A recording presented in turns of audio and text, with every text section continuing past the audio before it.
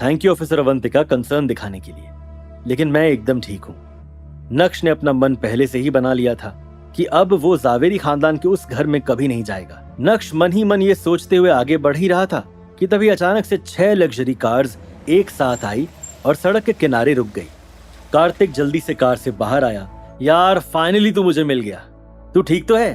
चल पहले यहाँ से निकलते हैं। देखो विहान, किडनैपिंग के केस में शायद बच भी जाओ, लेकिन अगर तुमने किसी की जान के साथ खेलने की कोशिश की तो मुझे इस बंदूक की गोली को तुम्हारे शरीर में उतारने में 1 सेकंड भी नहीं लगेगा। ये सुनकर विहान की हालत पतली हो गई थी और वो चुपचाप हाथ खड़े करके खड़ा हो गया। कल्याणी भी अपने परिवार के बाकी लोगों को लेकर वहाँ पहुँच गई थी। ऑफिसर अवंतिका विहान को हथकड़ियाँ पहना ही रही थी कि तभी मैम्बो अंकल ने कहा, ऑफिसर अवंतिका रुको, आप विहान को ऐसे नहीं ले जा सकती। मैम्बो अंकल की बात सुनकर वहाँ मौजूद सभी लोग हैरान हो गए थे, लेकिन विहान के चेहरे पर एक हल्की सी मुस्कान लौट आई थी। 1 घंटे बाद कार्तिक होटल प्राइम स्टार में अपने ऑफिस में बैठा था।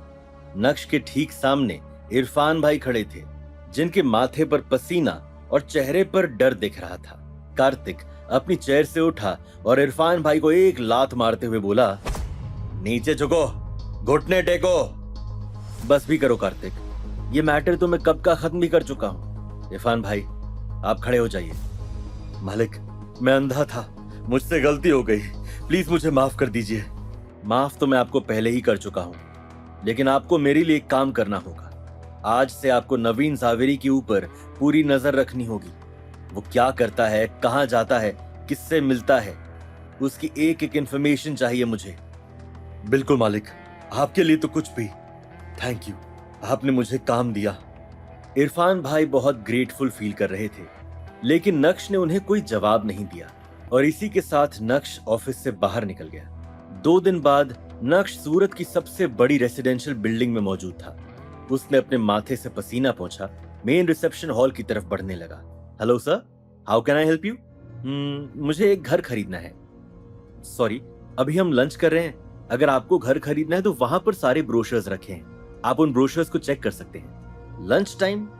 अगर लंच चल रहा है तो फिर आप मुझे रिसीव क्यों करने आई? आई एम सॉरी सर, लेकिन अभी हम लंच ब्रेक पर हैं और यहाँ पे सस्ते से भी सस्ता घर करोड़ों रुपए का है और मुझे नहीं लगता कि आप उस घर को खरीदने की औकात रखते हैं। इसलिए अगर आप यहाँ सिर्फ टाइम पास के लिए आए हैं तो यहाँ से जल्दी निकल जाइए।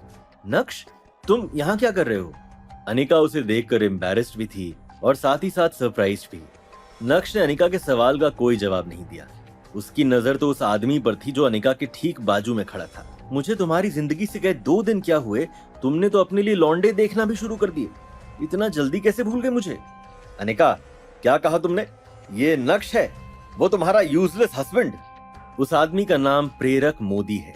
ये एक परफेक्ट सन इन लॉ है जिसे चित्रा ने कल ही अनिका के लिए पसंद किया है।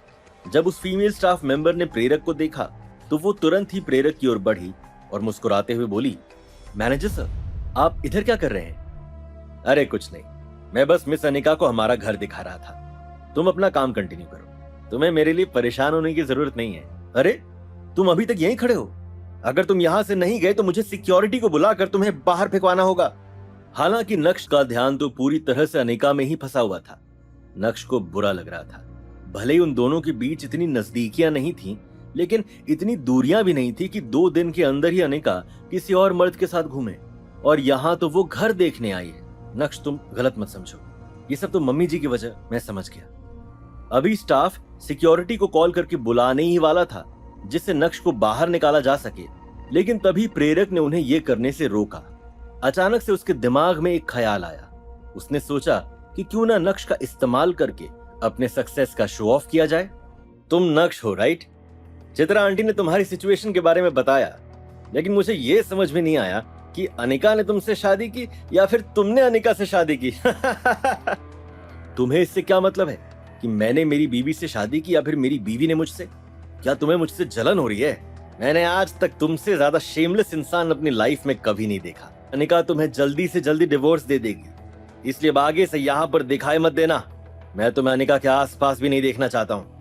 जब नक्श ने ये सब सुना तो उसके एक्सप्रेशंस भयंकर से भयंकर रूप ले चुके थे। और क्यों नहीं लेते?